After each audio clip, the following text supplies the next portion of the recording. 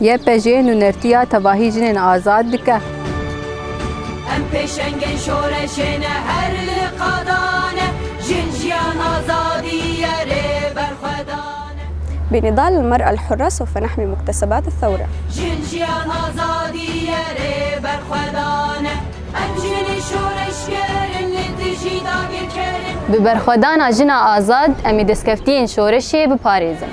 Xwediyên dîna polane, xofa dilê neyarane. Em jinê şoreşgerin li dijî dagirkerin.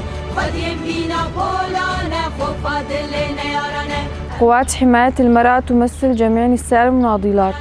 Em bi soz û peymanın xwediyên doza kevnarin. Hêviya hemû dinê ne mizgîniya azadiyê ne. Em bi soz û peymanın xwediyên doza kevnarin.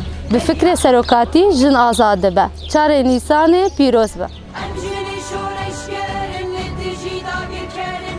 Xwediyên dîna polane, xofa dilê ne.